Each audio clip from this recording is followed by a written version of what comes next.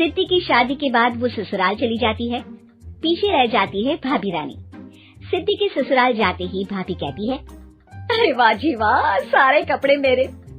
हाय रे पैंट, अरे वाह वाह, मजा आ जाएगा। अरे ये सिद्धि की अलमारी के सामने खड़े होकर क्या बड़बड़ा रही है? जाकर देख मेहमानों को विदाई की मिठाई मिली कि नहीं। अब हाँ माँ जी, क्यों नहीं, लेकिन पहले कपड़े तो बदल लूं। अब रानी आ जाती है सिद्धि के उन कपड़ों में जो वो ससुराल जाने से पहले घर छोड़ जाती है। अरे रानी, कुछ दिन रुक जाती। अरे ये तो सिद्धि बिटिया को मैंने ही दिया था, बड़ा ही फबता था उस पर, तुझ पर तो कुछ खास नहीं लग रहा। अब वो ना मेरे सारे कपड़े गीले थे तो सोचा पहन लूं। वैसे भी सिद्धि को कौन सा भी पुराने आउटडेटेड कपड़ों को पहनना है। वैसे भी ये सूट तो मैंने तभी पहना था, वैसे खास है भी नहीं ये। हाँ ठीक है, लेकिन ना मेरी सिद्धि पर तो जमता था। सारे मेहमान चले जाते हैं और सिद्धि ससुराल से मायके पहली बार आती है। अपना घर, अपना कमरा, अपनी अलमारी। ये बोलकर जैसे ही सिद्धि अलमारी खोलती है तो सामने उसके कपड़ों की जगह कुछ और ही रखा होता है। माँ, ओ माँ, जरा कमरे में तो आना। सास और रानी वहाँ पहुँच जाते हैं। रानी ने पहनी होती है सिद्धि की जींस और टी शर्ट। अरे भाभी, ये क्या? ये तो मेरी बड़ी ही महंगी टी शर्ट है, इसे आपने घर में क्यों पहनी है? अरे बहुत मिलती है दीदी ये चौक की मार्केट में, 150 में। ओ भाभी प्लीज, ये एरोपोस्टल है, 2000 की एक टी शर्ट। 2000 में तो दीदी 4 साड़ी आ जाए। अब क्या बोलूं भाभी, ये मेरी अलमारी में छोटू के कपड़े, तो मेरे कपड़े कहाँ हैं? मेरी अलमारी में? अब दीदी आपको कौन से पुराने कपड़े पहनने थे? माना भाभी, लेकिन मैं जब घर आती तो यही सब पहनती ना। अरे तुम तो बड़ी कंजूस हो दीदी। खैर वक्त आता है जब सिद्धि ससुराल के लिए रवाना हो रही होती है।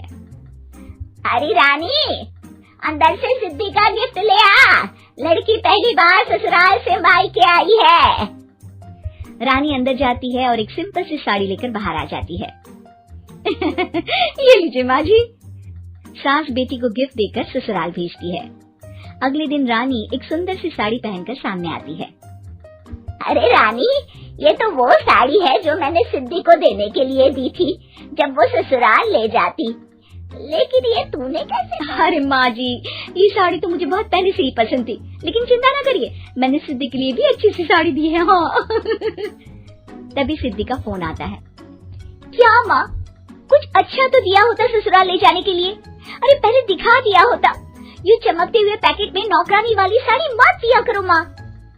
अरे बेटे, वो तेरी भाभी ने ना गलती से उससे पैकेट बदल गया। हाँ, मैं कल ही तेरे भाई के हाथ से तेरा वाला पैकेट भेज दूंगी। अरे रहने दो माँ, आई एम श्योर भाभी ने अभी वही साड़ी पहनी होगी जो तुमने मेरे लिए रखी थी, तुम तो समझ नहीं पाई उनको। खैर छोड़ो, मैं ज्यादा बोलती अच्छी नहीं लगती, रहने दो, आपको उन्हीं के साथ रहना है, फिर बात करेंगे।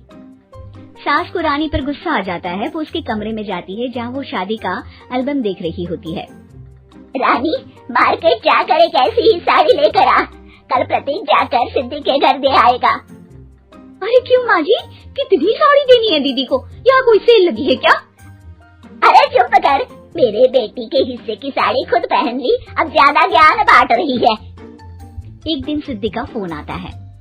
माँ, मेरी सास ने आप सबको खाने पर बुलाया है। सारे लोग सिद्धि के ससुराल पहुँचते हैं। खाना खाकर वो लोग निकल रहे होते हैं कि सिद्धि की सास सभी को गिफ्ट देती है। अरे बहन जी, बेटी के घर का खाना खा लिया, यही बहुत है जो आप ऊपर से गिफ्ट भी दे रही है। अरे बहन जी, आप भी कहाँ इन बातों पर विश्वास कर रही है।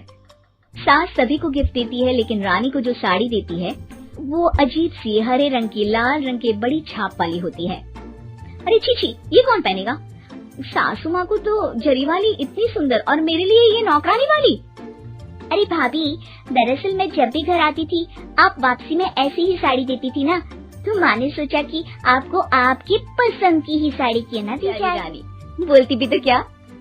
सिद्धि और सास रानी का चेहरा देखकर हंसने लगती है, तो रानी समझ जाती है कि अपने ही बिछाए जाल में वो फंस चुकी है।